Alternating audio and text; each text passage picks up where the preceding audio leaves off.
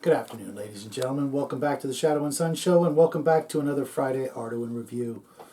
This will be the conclusion of this gigantic phone book of Arduin greatness, and I managed to squeeze in the last couple of hundred pages in the last week since we were together, and this last chunk is almost exclusively on the actual country of Arduin.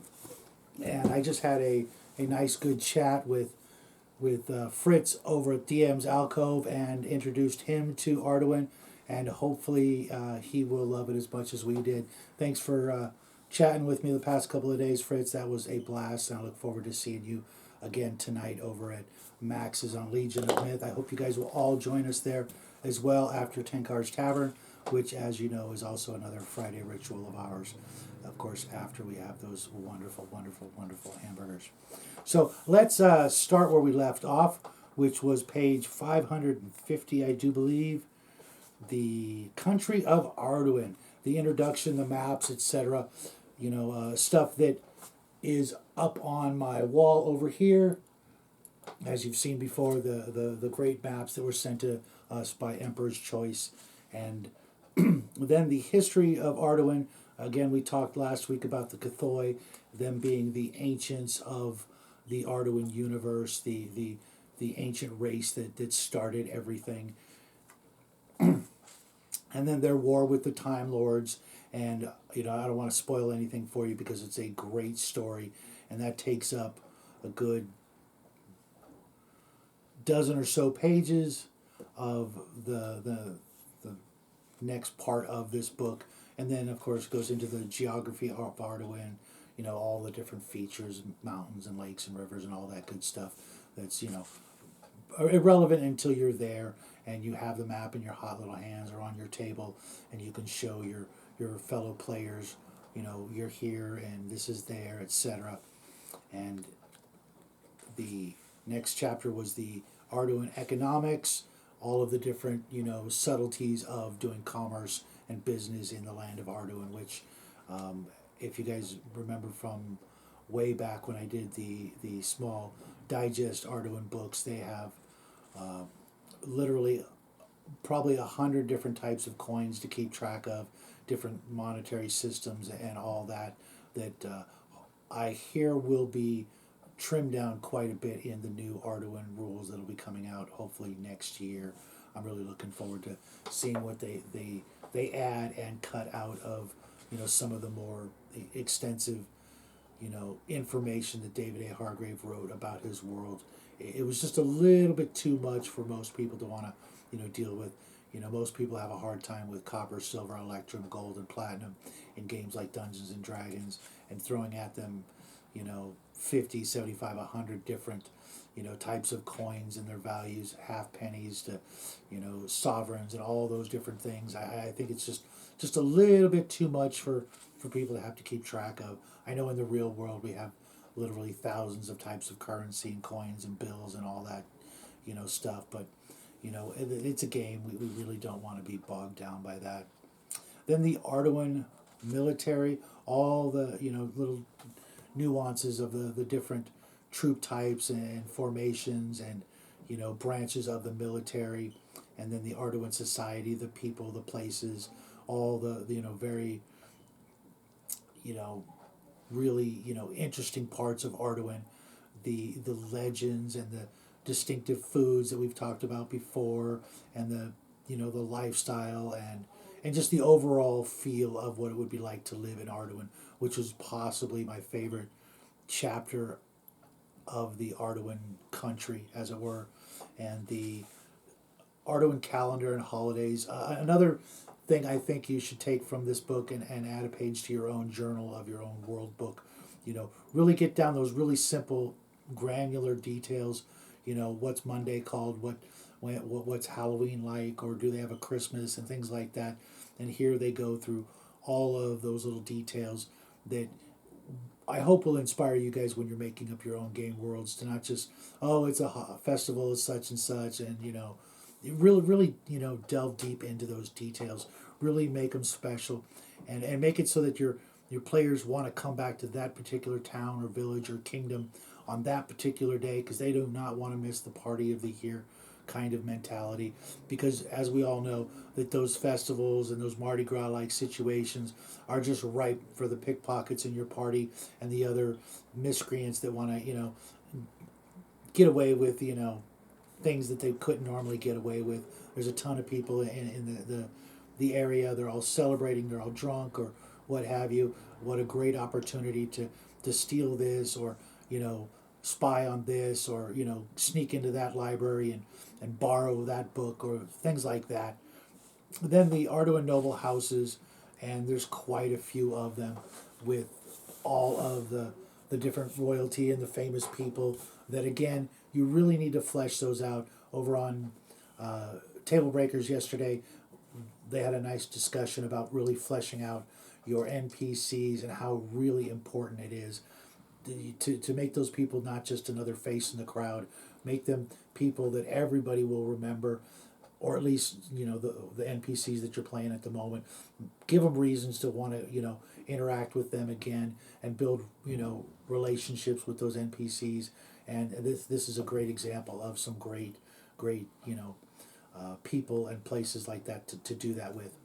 Then more characters being the landed and siege lords of the Arduin government, more aspects of a huge living, breathing community country that really has it's been around for 40 years. There aren't too many game worlds other than Greyhawk and things like that have been around this long and that have had so much life breathed into them by all of the thousands and thousands of players who've played in the world of Arduin.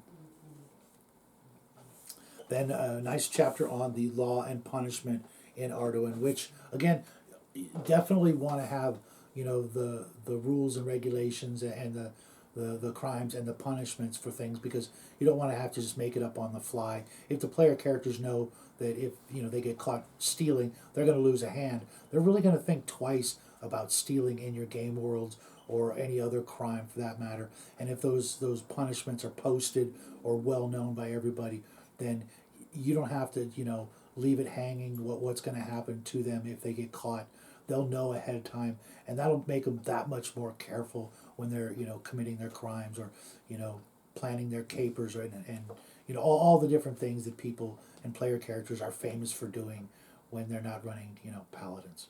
Yeah, sorry guys. Then of course the Arduin politics and the voting power and how things are done and how big decisions are decided upon by the people far above the player character stations. And then of course the religions and cults of Arduin, which I went into in great detail in the other 9 volume of the Arduin grimoire, and here it's reiterated a little bit more in depth and more detail of all of the different religions and how they function and what their tenets and beliefs are, which again I absolutely think that every dungeon master should have these things down pat before they even let you roll your first character up, because invariably there's going to be clerics and the same old tired religions and cults and druids and things like that really need to be fleshed out. You're going to have players who want to play druids and clerics and priests and monks and of course paladins. So you really need to have that stuff really, really down pat, and this shows you a great way to go about it and get those things done, so that when your players inevitably want to run one of those character professions that rely on mysticism and religion and the gods and the fates and all those things, they have a better idea of who to serve and how to serve them, and how in return those gods will reward them for their efforts. Then there's a huge chunk on the college guilds, the Guild of Magic, Religion, and Technology, which, as you guys know, I absolutely love technology in fantasy games. My current fantasy game is more of a Wild West meets the Middle Ages, with the not just the guns, which you guys all know I'm a huge fan of, but the whole mentality of frontier lifestyle and exploring new lands and conquering them, and doing so with far better than Dark Age and medieval technology. We can go into that later, how I believe technology would advance. Even though there's magic in your world, most DMs are penny pinching, cheap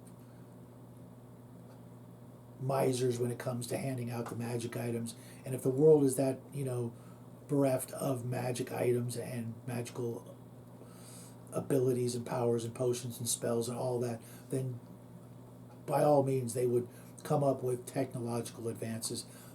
Slow at first, but eventually you'd get things that are more and more complex in the way of technology. And the Guild of Technology is leaps and bounds above what I would allow in my game, but they still understand that technology is going to evolve. It's not going to stay stagnant for thousands and thousands and thousands of years while the elves and the other magical races hoard the magic and nobody else can have it, and the dragons and things like that. But yet technology is going to stay in the Middle Ages. It's just not going to happen.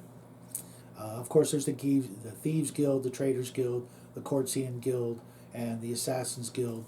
And unfortunately, no, there's no Stripper Guild in this book, but you can guarantee if I'm running Arduin, it'll be there. You're welcome, Baron.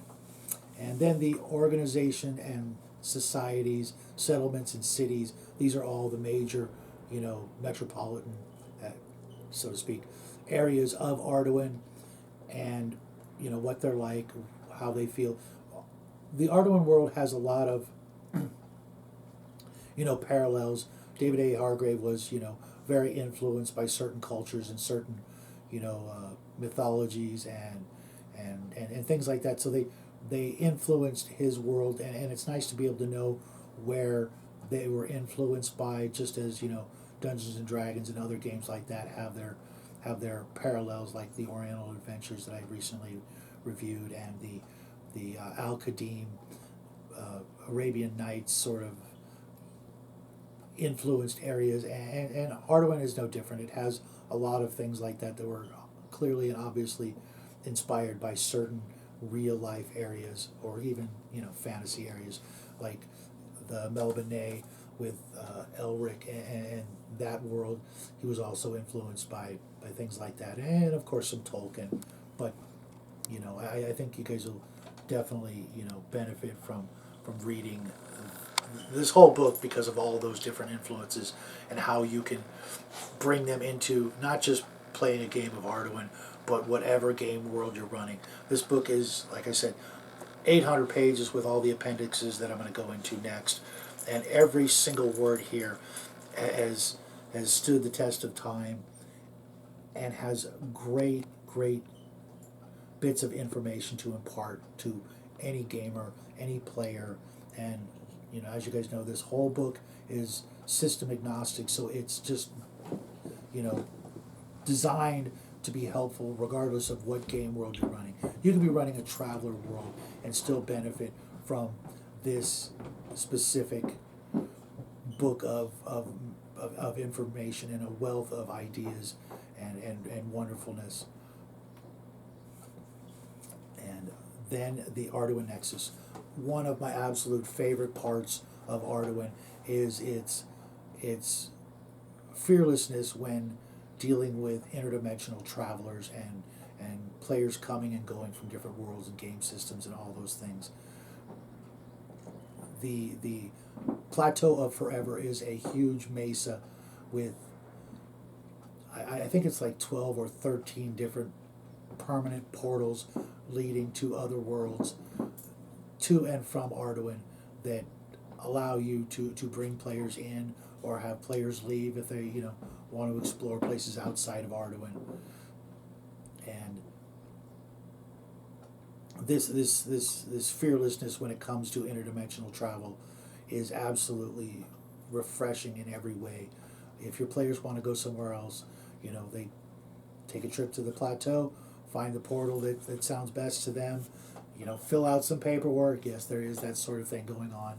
Or if they're coming from another world, they don't just let anybody into Arduin. But it's really a neat. Let me see if I can find the picture, because it was really, I really liked that image of these giant permanent portals. Oh, jeez. Here we go. Let's see if I can hold that and see if you guys can get a good look at it.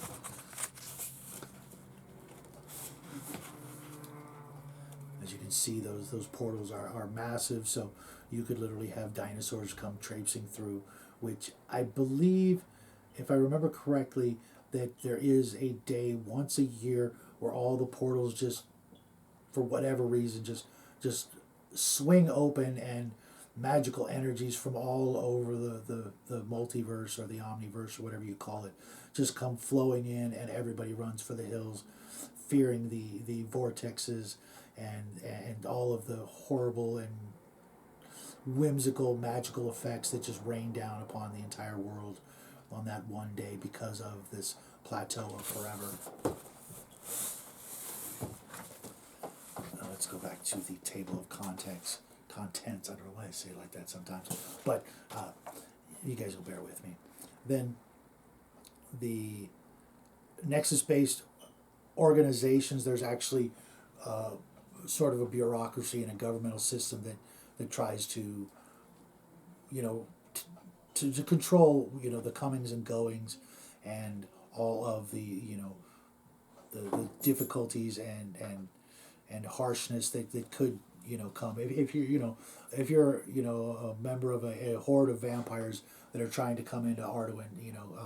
Good luck. I'm guessing they're not going to just let you come on in and start slurping up blood wherever you can find it.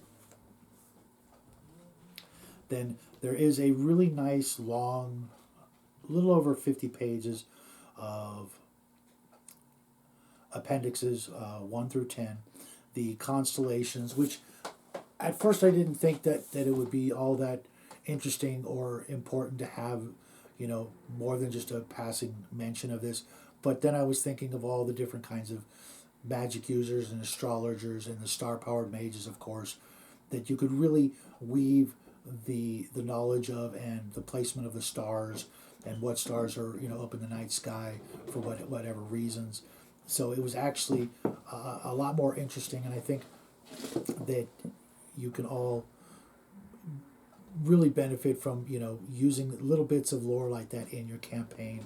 The government types, the NPCs of Arduin, which there are quite a few. Great ways to keep these old characters from the old campaigns of David A. Hargrave alive, using these old NPCs so they get to live one more time or again in your campaign. Is really a nice tribute to everything that David A. Hargrave was about. Then the Arduin rumors, I really love these. With a few words, you could reuse them in your own campaigns, or really bring more life into your campaign if you're running Arduin, because they'll mention specific places and people and things that are great for story hooks and great for adventure ideas.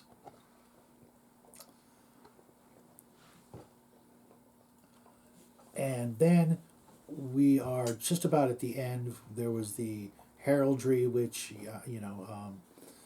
the images are, they're wonderful and all that, but player characters are just going to forget that stuff unless they're knights and things of that sort.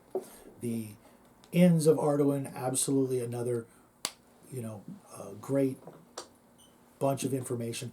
Everybody who's played a single role-playing game, even just once, has been to an inn, a tavern, a bar, what have you.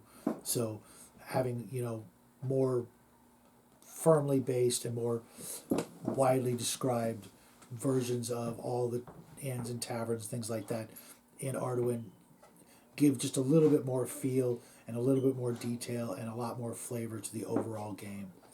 The weather and the GM solo charts, I'm not really sure what the solo charts were for. I really don't remember that. I might have skipped that. But obviously the weather is of great importance, and then he actually went and created charts for every season and every area, so you can randomly roll within, a certain amount of believability of what the weather would be like in those areas. And then the miscellaneous charts, what game is complete without having a bunch of charts at the end of the book to help you find all those things instead of having to page through literally almost 1,000 pages here, folks, of all that, and it's all right there at the back of the book. And that pretty much sums up this wonderful, absolutely tremendous book of Arduin. If you only own 2 books of Arduin, this would be the second one I'd recommend. The first one obviously being the trilogy. And if you guys don't already own this one, definitely grab it, because it's going to be a long time before Emperor's Choice puts out a book like this for the new version of Arduin. This stuff is always going to be relevant, and it's always going to be helpful. Even if you aren't running an Arduin strict, Arduin game or campaign, everything in here will make your job as a dungeon master that much better. Learning from one of the absolute best dungeon masters that have ever walked the earth, and it was a shame to lose him at such an early age, but he left us behind not just all the books that I reviewed, but all the books that are coming up in the next months or so. And of course, Emperor's Choice has a mountain of other things that he wrote just for us. Having never met him and never getting the chance to, the next best thing is being able to read the things that he left for all of us.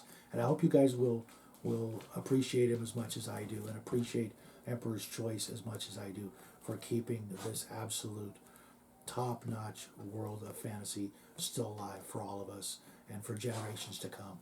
With that said, I will see you guys over at the tavern tonight at about 5 o'clock avocado time, and then over at Legion of Myth with a whole bunch of great guys to round out this really long week.